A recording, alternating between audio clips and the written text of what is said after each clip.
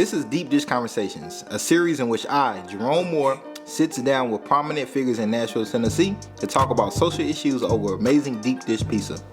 Deep Dish Conversations models how to have conversations about deep issues around racism, housing, policing, poverty, and more. Plus, you will get an idea for where to get your next slice of pizza from. Thanks for tuning in, and I hope you enjoy Deep Dish Conversations. What's going on, everybody? This is your host, Jerome Moore of Deep Dish Conversations. We're here with another amazing episode because all of our episodes are amazing. But today is really special. We have Buddy Teaster, the CEO and president for Souls for Souls, based right here in Nashville, international organization. Yep. And I'm an international man myself, so I'm really looking forward to talking about this international space. Buddy, how's it going? Good. Pleasure to be here. I know we had to move it a few times because of COVID, but I'm thrilled to be here. We season two. You took your first bite. How's it taste? It's going to be a contest between pay attention to you and pay attention to the pizza. I'm going to do my best to pay attention to you, but... Well, we'll get started into it. And so, as I mentioned, Buddy is the CEO and president of Souls for Souls. Can you tell us a little bit for people? I know a lot about Souls for Souls. Yep. Apparently. Okay, clearly, I have my get your bracelet. I saw. So quick story. I've had this same bracelet. I had two of them, and I kept a spare one and one on me. So I had this for like at least 7 years. Wow. At least. And I think I've given maybe one away. So maybe this might be about like out of the two that I have. Right. Because when you travel, people's like, oh, I like that. Yep. But like literally, so like get you a bracelet. Get you Absolutely. But can you tell us a little bit about Souls for Souls and the social enterprise model? Sure. So we've been around since 2006. Okay. And the model has changed a lot. We started really, even before it was officially an organization, as a disaster response organization. The people who started it came from the footwear industry. Some of them did. And they collected shoes for the tsunami in Southeast Asia in 2004. Okay. Then when Hurricane Katrina hit, they came back and said, we should help again. And after that, he said, maybe we have an idea here. Let's do something more. Since that time, we've collected 55 million pairs of shoes. Wow. Probably we're getting close to 25 million pieces of apparel. That's become really important to us too. And the reason we do all that, we've gotten really clear, is we use shoes and clothes to create opportunity for people. Right. And there are lots of ways to think about opportunity. One of the most important ones for me was really what drew me to Souls for Souls is how do you use shoes and clothes as an opportunity, as a way for people to create opportunity for themselves by earning an income. So they might start a small business, they might create jobs for other people, but stuff that you and I, Jerome, don't use. It's in our closets, we don't, doesn't fit, it's too old, whatever. If you get that in the right people's hands, they can turn that into food, education, housing for their families. It's a powerful model. Yeah, I heard you mention that I think you maybe were referring to Haiti specifically, but I heard you mention that there's not a lack of work ethic. Oh my God! In many of these countries, or as we see, developing countries, it's just like opportunity. It's like there's not maybe enough resources and things like that. That was one of the first. I started at Souls for Souls in 2012, and I traveled to Haiti for the first time in January of 2013. And I was trying to understand what we were doing. I mean, this model wasn't working like it could, and so trying to figure it all out. And I went there with a lot of assumptions about they must be lazy, kind of hold this list of negative things, right? Right. Because unemployment rate officially is 50 or 60%. So you look at all these numbers and say, well, that must be the problem. And it's not the problem. These people will work harder than anybody, but they just don't have much to work with, right? So if you're selling plantains, everybody else has the same product, right? So there's nothing unique about what you have. Right. And you only have a little bit of it. And so what we saw with the shoe model is they're hard to come by, so they're automatically more valuable. And the way that we changed because buying and selling used shoes and clothes, like that's an old business, right? It's been a long time. Right. But the people that we were working with, they didn't have very good access to the supply chain, right? They're small buyers, and by the time it got to them, all the good stuff had been taken out, and the price was through the roof. So they had lousy product at a high price. Right. That's a terrible business model. Right. Hard to make money that way. And they had the same thing that everybody else had, like them had. Right. So there was no reason to come and buy it from you or me. Right. So what we figured out is if we could cut out the middlemen of all that process, the guys who drove the price up and took out the good product, and got it right to the entrepreneur, maybe that would change the dynamics. Right. And it turned out that was 100% right. So in some cases, we literally saw women triple their income like that. Right. And so if your income tripled overnight, your life would be different, right? Right. And that's true for these, mostly women, especially in Haiti, it's mostly women. And we didn't have to coach them or do anything other than just to give them that opportunity. And then they bought a house, they fed their kids more, and they got them into school. Like, they did the stuff that parents everywhere want for their families. Right. And all we had to do was create that opportunity and get out of the way. And I think that's what one of the, if not one of the most things I enjoy about the Souls to Souls model, because a lot of times, especially they've got documentaries on Haiti, right? Nobody wants to be a beggar for life, especially as a country, right? And what I like for Souls to Souls is like, you all build power. You know, it's not like you all they gotta depend on you all to survive and make it. It's like, no, we have a product, you buy the product from us, we train you, and you all do your thing, you make the money, you keep the money, and just like any other business, you would need to re-up, need to resupply. We supply that for you, and like you said, you cut out the middleman. So I really appreciate that, and I just really wish more nonprofits or maybe NGOs specifically that are in countries like Haiti had more of that model instead of kind of, well, we have to hold your hand the whole way in order for you to benefit from our services. One of the things, it's easier now than it used to be. When we first started, like, even my family would be like, you sell shoes to poor people? Right. You are terrible. Right? I mean, it was it was a little tense in some ways. Right. And so what it took me longer to realize, and now I know how key it is. Right. If you give somebody something, they have to take it. Right? There is this weird power dynamic. Right. And you have to be grateful for it, even if it's not what you need and it doesn't serve any real purpose. You have to kind of take it. Right. And I get to feel great, like I gave you the thing. Right. And sort of, but what we found out is that when a woman bought shoes, she was an equal. Right now, she's a customer, she's not a recipient, and that was a big deal. So she could come back and say, your price is too high, your product's crap, I need it, whatever it is. But she is at the table as an equal now, not as somebody who's just got to accept what you give. And that kind of power is transformational, right? When these women are already going to the very edge to survive, and now you give them a seat at the table. Right. That's a big deal. What other countries, I mean, I know we talked about Haiti, but I want people to get to like the broad aspect. What other countries are Souls for Souls like partnering with other? Yeah. So we have a couple of countries where, so we sell or distribute shoes in a lot of countries, but we're really deep in Haiti, Honduras. We're kicking off in Guatemala. Okay.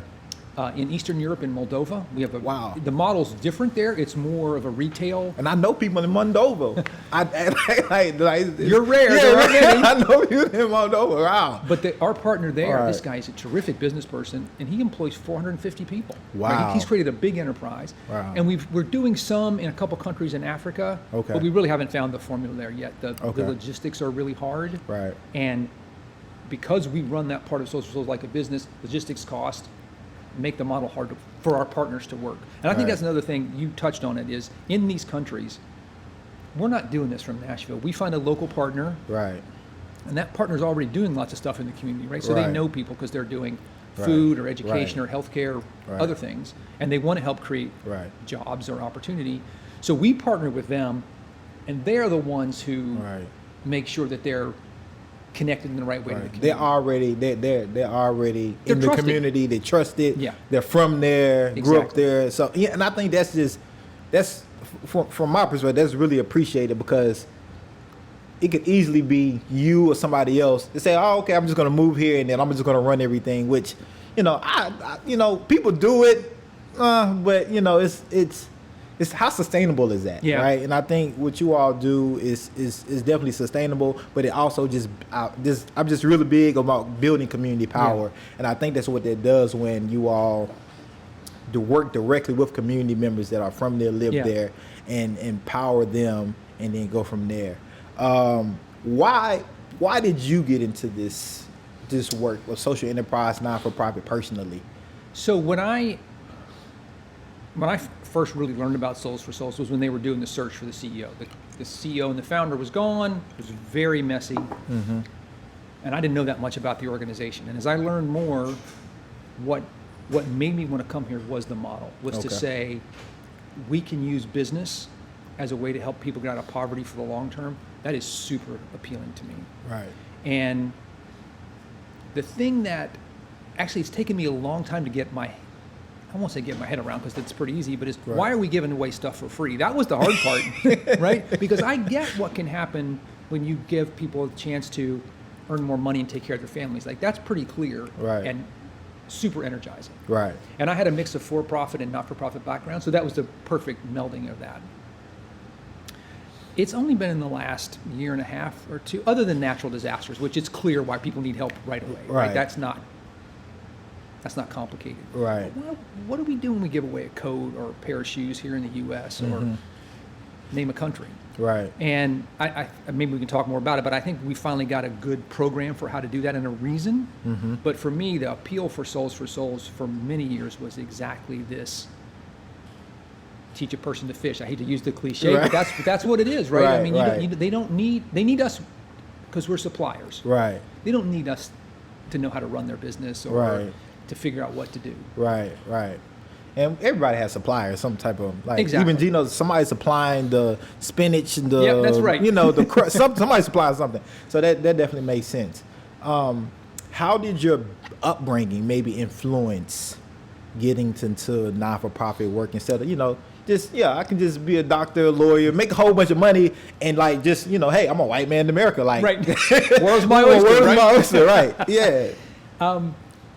So look, I would answer that question differently now than I would 2 years ago, right? There's a lot, that's why you're doing the work that you're doing, right, that I was not super tuned into. Because I was the first one in my family to go to college. My dad didn't finish high school. He was a coal miner when I was born. I mean, he changed jobs, but that's kind of where I came from. Right. So it never felt like the world was my oyster, right? But looking back now, I realize, man, the amount of advantage I had was huge. Right. And so I think there's always been this part of me, Jerome, I get a little sense of it's in you too, is like, I want to do good, and I do not, and I want to be successful, right? I want both of those things. Right. And I think for a long time I thought they were sort of incompatible, and now Souls for Souls has shown me that it's not, right? Every day I get to work on things and work with people who are trying to create opportunity for others. Right. In a way that's genuine, and we all get paid and all that sort of stuff, but it's not about making the money, right? And so I feel really lucky to have found that. But when I look back at where my parents came from and the kind of work that they did and their parents did, it's light years away, right? I mean, I realize how far away one generation can be. Right. And I see that happen in Haiti and Honduras, where their kids are going to grow up differently. Right. And I want to be a part of that. And so, in a place like Haiti, that's less obviously racial, but it's much more about kind of what class you're in and where you geographically are. Right. And I saw what happened for me, and I want to be a part of that where and when I can. Right. And this is what I'm excited to get into this. Now I'm nervous. I mean, no, I'm really excited to get into this because as like, being able to talk to someone I know that's been immersed and seen different cultures and communities outside the United States, and be able to like reflect and be able to see things, and you have to find out something about yourself, something new, something you didn't know, but just think about your own privilege, right? And I tell people like this: even though in the United States I might not have the same privilege that you have just based on our skin color, but when I go beyond the United States, if I go to Haiti, if I go to Latin America in general, or South America, all these places that I've been to in a way and lived in, I have some type of privilege, just being American, right? Once they find out I'm American. And so I'm curious, and I'm pretty sure the listeners and watchers are curious too, how has your travel experience in this particular work gave you a different lens maybe on your own privilege, your own white privilege? It made you reflect on that as you're doing this work, because and I just spoke about this with Will Acuff from Corner to Corner. It's like, hey, like, Christian guy, white male, doing good work. In his case, like adopted two black kids, you know, Right. white savior. Like that's like, and I know like we talked about this before. I know it's like a trigger. You do not want to be in that bubble at all. And so, how has that travel kind of helped you with that lens of like white privilege, white power, and just dealing with that and reflecting on yourself personally and making sure that you're not in that white savior? And some people might look at it either way and say, hey, you know, he's doing this work, she's doing that way, they're white savior, whatever. You know, some people just not going to, you know, slack. Right. But how do you you know, you recognize it, you know, it's something real, but how do you deal with that internally to making sure that,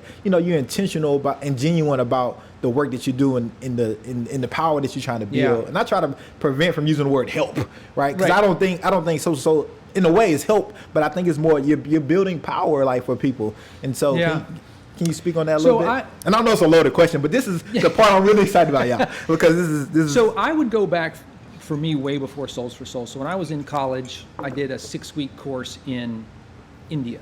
Okay. And that was the first time where I'd only traveled a little bit before outside the U.S., but it was to Western Europe, right? So language-wise, I was out of my depth, but not really. I mean, I felt like I was a long way from home, but going to India totally flipped my world upside down, right? I mean, I didn't understand anything about what was going on. And I came back, again, it's sort of a cliche, but like I came back a different person. My family remarked on it at the time. And so that set me up to believe that travel in and of itself is a giant window, right? I mean, it's a real opportunity to see other people and yourself in a different way. Right. So that's one piece. The other work that I did, I worked for a long time at a membership organization called YPO, the Young Presidents Organization, which was global. I traveled a lot in the very top thin slice, right? It was a very different world, but exposure to lots of people. So all that came together for me at Souls for Souls to realize this is a way for people to connect with what we do. If you're one of the ones who put shoes in the box, to go see how it gets turned into something on the ground, you don't often get to see that full circle, right?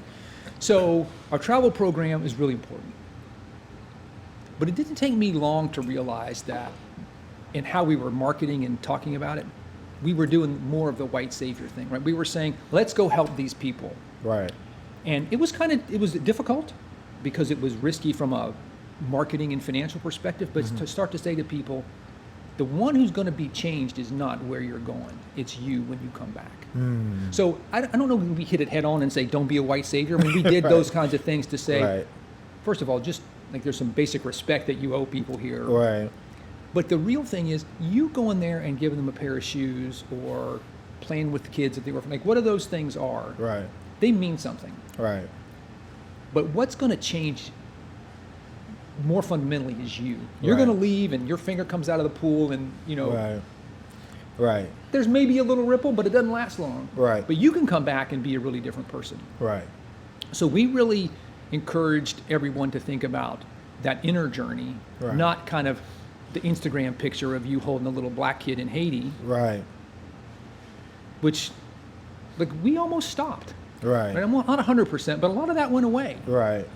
And I think that made our program stronger. So that's one piece, is to focus on where the change is really happening. But the second piece is to your point of, I'll just give you a recent example. So we have really strong partners in Haiti and Honduras.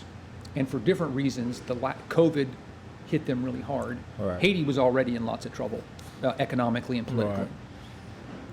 But the business part of what we do is they owed us money.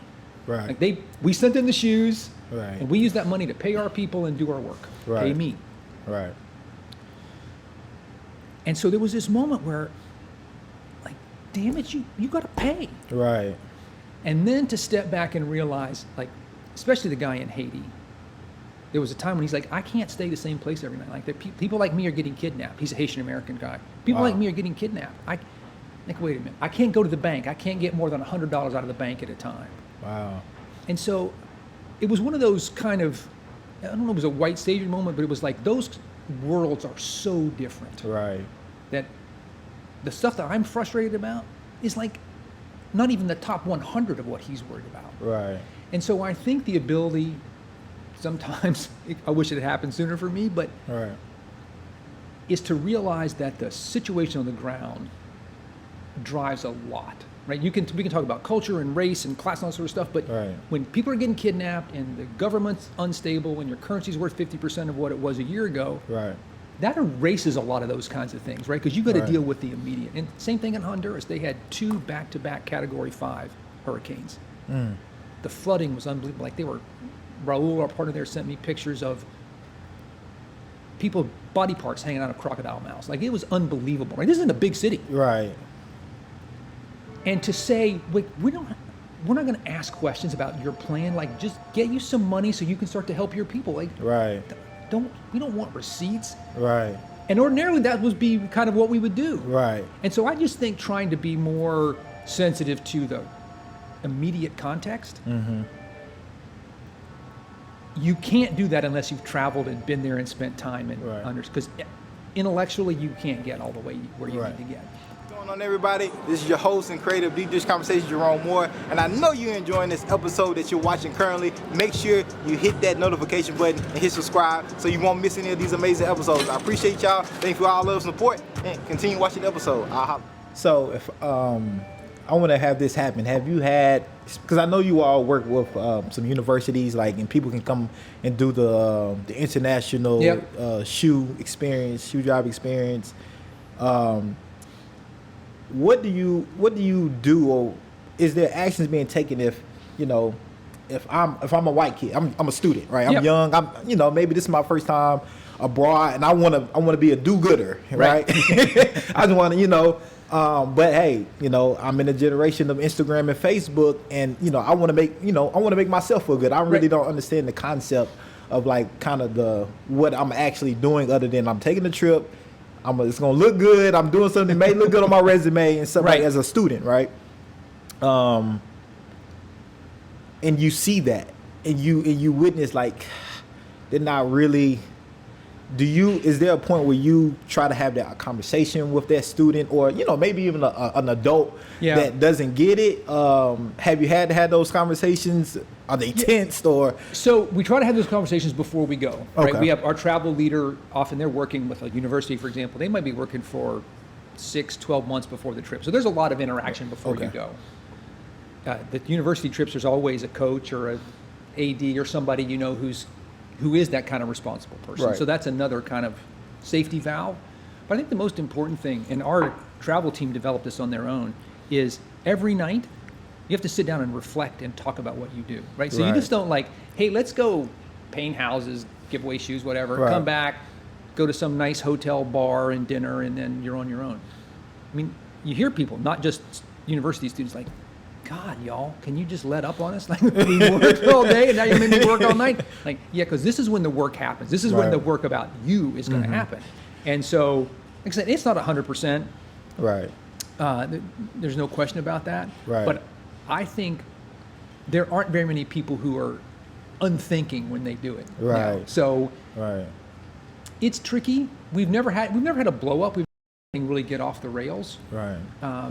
We've had probably a few conversations like, you need to kind of get back on the plan here. Right. But it hasn't been that hard because it's not a hard sell for the most part. And your point though about lots of first time travelers, never been out of the country, that's also a really powerful thing, right? So we used to do a program here in Nashville with the capstone program, so high school seniors.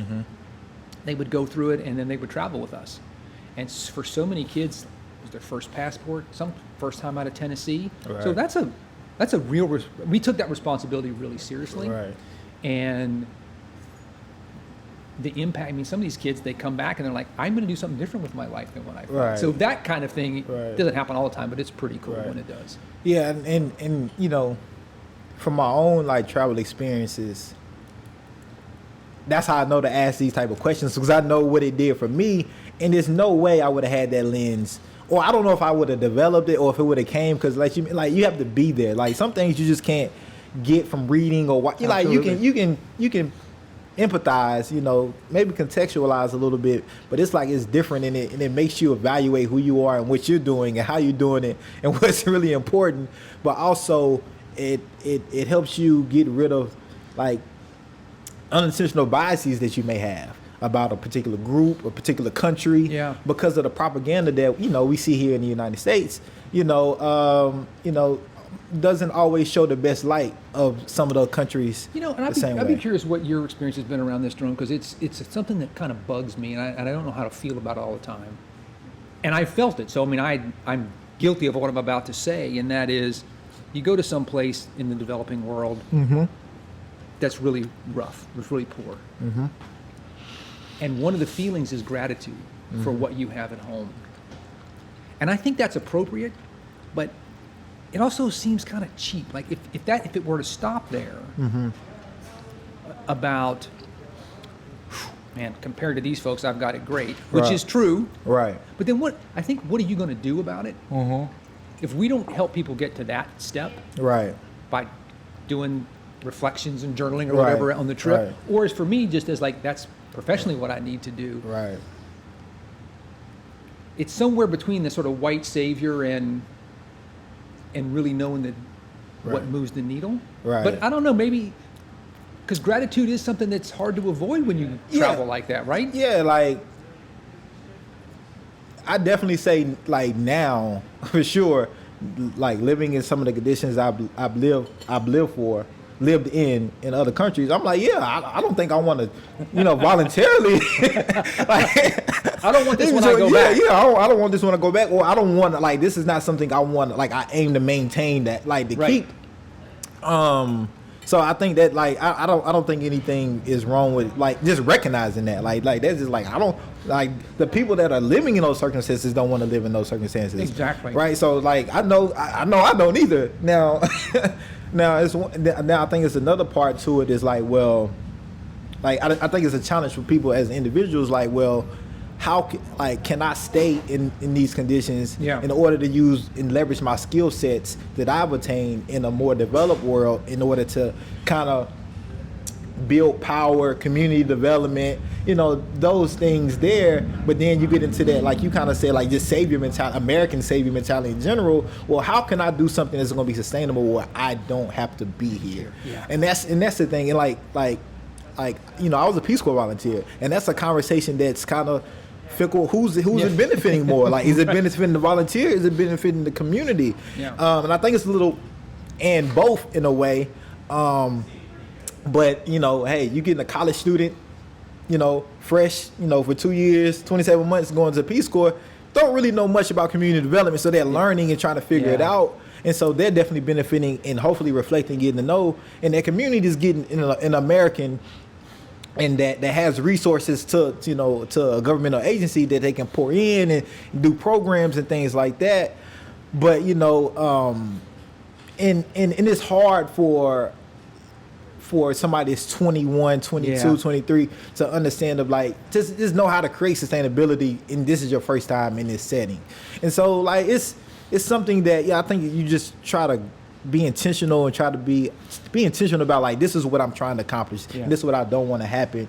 But I think like people like me and yourself that have seen these things and been in these, like, I tell people, I don't want to. I don't. I think your point about and the people who live in them don't either. No. Like there's just this thing like, they all seem so happy. That's kind of bullshit. Right. They are not happy eating once a day. Right. No. Getting sick when they drink the weight, whatever those things are that they live with every day. They're the most kindest. They're kind. They're kind. They're not happy living in that. Right. No. And if you stay there long enough, they express it to you, or they'll let you know. Like, hey, I'm grateful for my 1 to 2 meals that I get because I know I could get 0, but it's like they would definitely, like better opportunities, or if they could, be in better situations, they definitely would. And so it's one of those things. Like for myself personally, that's why I feel like having these conversations and be able to not just talk about the travel part of it, right? Because I think people, when they like travel, that's like, you can go on vacation, that's cool, but I think it's deeper. Well, more we important changed our underlying work. model on this travel thing, Jerome, because it used to be you could just write a check and travel with us, right?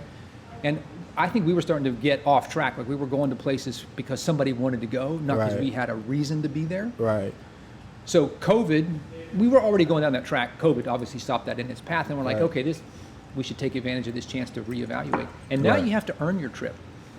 You have to collect shoes or money to be able to go. You can't just write a check. Wow. And we've narrowed where we go. We're going to go to fewer places and go deeper, just so we can do so we can really understand and be a part. So when people see us, they're not like, oh, here come these guys that are going to come through and paint and do a crappy job of painting our houses. Like these people are here because they are here for the long term. Right. And I love that. And we trust them. Right. No, I love that. Because and it's so and this kind of like a pet peeve because I see it all the time via social media. It's so easy just to go travel, have fun. You know what I'm saying?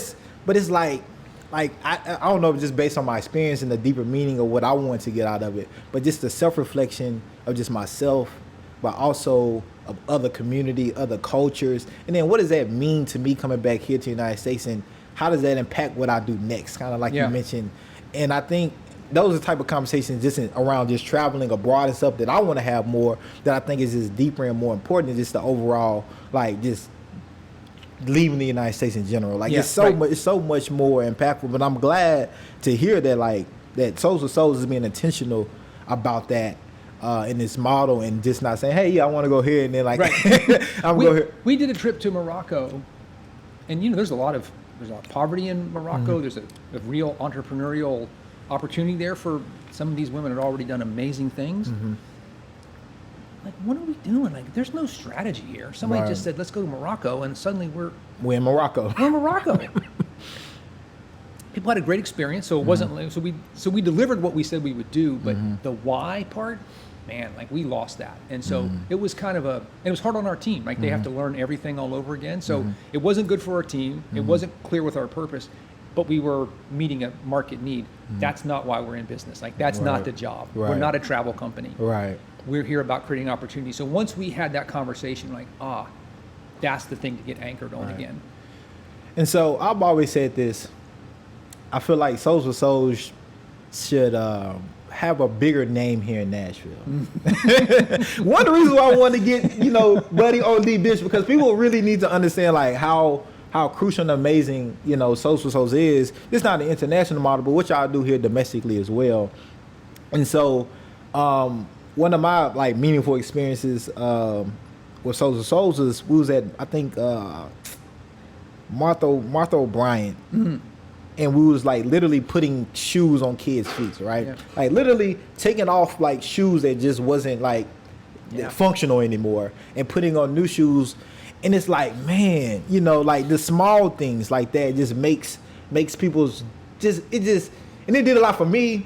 But it's like I seen the joy. Saw the kid. Yeah, I seen the kid. It's like, wow, and it just makes you reflect on your childhood and the shoes that it's just like, and it's like, man, like, they probably as kids you can jump faster, jump higher, jump right. For sure, you're faster. And so it's like it did a lot for me.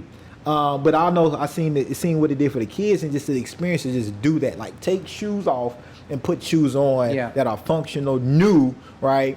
What are some things that you all got currently happening here in Nashville? And definitely want to speak about like the homelessness as far as with the MNPS, Metro Nashville Public Schools. When we started talking, Jerome, I said it took me a long time to figure out the sort of why are we giving away free stuff outside the natural disasters. And it's almost 2 years ago now, Janie Day, who used to run Second Harvest here, she's an amazing woman. She just retired, and we're like, hey, why don't you come and talk to us about what we don't know, which is a lot. And so she said, I think I know something you should focus on. So there's a lot of focus in public schools around kids who experience homelessness, and so the first two priorities have to be housing and food, right? So that was Janie's lens. She said, but there's a much bigger need here that nobody's thinking about, and shoes are a part of that. So we'd worked some with Metro Nashville schools before, but it had been kind of like, oh, this is what we have, can you use it? So it was very reactive. Right. So once Janie said, look, there's a bigger sort of a program here, we started talking to Catherine Knowles, who's the head of, I think it's called the HERO program here, but it's the programmatic piece of the schools that works with kids who are experiencing homelessness. And she said, shoes are a giant need. People don't think about it. Right. We buy them when we need to from Amazon. We just go on Amazon and buy the cheapest shoes that we can find, Right. which is not great for the kid. Right. And the other piece, once we started talking to other schools, teachers, administrators, as uniforms become more important, like the place where you can differentiate yourself is your shoes. Right. So if your shoes are falling apart, don't fit, aren't cool, you're more of a target. Right. You can't participate fully in PE and those other kinds of things. And so Right. the teacher said, this is a pretty big problem. So once we started to unpeel that a little bit, there are 1.5 million kids in the U.S. who experience homelessness in any given school year. Like it's Wow. a staggering number. And Wow. then we're like, okay, well, bring that down. It's 4,000 kids in Metro Nashville schools. Are you kidding me? Wow. How can we do that? Right. Right. So we're like, well, if they need shoes and this is Souls for Souls, we should be involved in trying to figure this out. Right. So we're about to launch, Jerome, a big initiative to get to that 1.5 million. But this year, we distributed about 35,000 pairs in Metro Nashville and maybe 20 other districts around the country. Right. And our goal is to give every kid in that category a new pair of branded athletic shoes once a year. Right. And so we started that. Right. And we've been, I think, trying to be much more diligent of like, what's the impact? Measure it. Tell us what's happening. Right. And I have to say, I mean, I knew it would be good. Like you just said, Right. you get that, you know what it feels like. Right. But so kids show up to school more because they have shoes. Right. They participate more. Wow. The teachers say, I see a difference. But the other thing that I was not expecting, and it was a big number, 70% of these kids, older kids, use these shoes so they could go to work. Wow. They had crappy shoes for work. Right. Wow. And so maybe they have to walk to work or they have the wrong kind when they get there. That's a double win, right? Right. Right. Yeah. Because they're yeah. able now to help their family economically, whatever that means. Right. And they have shoes that they feel good about. Right. So it sounds kind of squishy to talk about how it makes you feel. Right. But when you feel like I belong here and I go back to school, Right. that is not a squishy thing. Right? Right. If you show up more and you get a high school education instead of dropping out, Right. that's a big damn deal. Yeah. Yeah. So we have a long way to go, right? I mean, it's going to change so much for us. Right. But now, at least for me personally, there is a super clear reason why we're giving shoes to people, right? Right. It's a group of kids that we know how to identify. We know how to get the shoes to them through the schools. Right. The schools have all these other services that they're providing, right? This isn't like they didn't create some vanity program to give Right. away shoes. Right. And the results so far are super positive. So we're going to really put the pedal down on that. Buddy, just to close us out, and I really don't want to close, y'all. Just be honest, I really don't want to close. But just to close us out, how can people? One, you have a book. Yep. And I meant to tell you to bring because I wanted this, but I can't remember. Shoestrings. Shoestrings. Shoestrings is the name of the book. How can people tap in and get the book? So Shoestrings is on Amazon. Okay. That's the easiest way, probably. Okay. Get the book, Shoestrings. How can people get involved with Souls for Souls? Whether that's, volunteering, donating, Yeah. or just contacting you to learn more about the programs and initiatives that you all Sure. have. So I'll start with donating your used shoes and clothes. We all have that. Right. So if you go to our website and put in your zip code, it'll tell you the closest place to drop something off. Okay. We have partnerships with DSW, so you can go to any DSW. There are always places that are changing, and there's some that are static. If there's nothing close, we have an incredible partnership with Zappos, where they will pay for the shipping, so you can put up to 50 pounds in a box, print on a label, UPS will take it, and Zappos pays for the shipping. So there's always that option. Okay. And if you're here in Middle Tennessee, we have bins around as well. So there's lots of ways to do that. And that's something that everybody, almost everybody can do. We earn about 75% of our revenue from our micro program. So we have to fundraise some, and that's for our free distribution. That's going to change for every kid. We're going to have to buy shoes probably to make that work. So if you want to contribute to Souls for Souls or specifically for every kid, go to our website, make a donation. It's super easy. Okay. That's easy. If you just want to know what we're doing, sign up for our newsletter, right? We try to be, we don't ask all the time, but we try to share. Really, what we try to do is share stories of the impact, Right. So that if you are donating shoes or money or clothes, you understand Right. how that translates into something. Right. And I'm always happy to talk. So you can Right. reach me through our website, and I'm on LinkedIn, Right. Facebook, and Twitter. And as you all know, Buddy is an amazing storyteller. So like, he can tell a story for sure. He'll be like, take my shoes, clothes, whatever, take my time. But no, I really wanted people to really know more about Souls of Souls, but also you, and the reason why you're in this work and the experiences through Souls of Souls and how it changed you as a person, especially just traveling and seeing the impact that like putting shoes and clothes on people can have, but also building power by creating entrepreneurs, right? And so and I want people to get that, like it's sustainable. It's sustainable development that like empowers everybody, but empowers mostly the person that needs it most. Buddy, I appreciate your time. Oh, I don't know if I mentioned, Buddy's an ultra runner. Did I mention that? I can't remember. But he runs like 100 Ks, 50 Ks, all this stuff. It's amazing. Y'all just have to talk to Buddy. And Buddy, I'm gonna ask you another question off the camera because I'm just curious. But it's gonna be about the spaceships and just curious on where you know how. Oh man, I didn't see that coming. These billionaires are putting their money in spaceships and like Don't get me I'm started. I'm gonna get you started. Don't get me started. See, part 2 coming soon. But no, Buddy, I appreciate it. You all listeners, watchers, I appreciate you all tapping into another episode of Deep Dish Conversation with Buddy Teaster, CEO and President of Souls of Souls. Thank you, Buddy. It was a pleasure. Thanks. He's taking the And thanks pizza for the home with pizza. him. Yeah, nobody ever finishes a pizza. That's a good thing. Y'all have a good one. We out. That's it. Thanks, Buddy. All right, that was great. Yeah.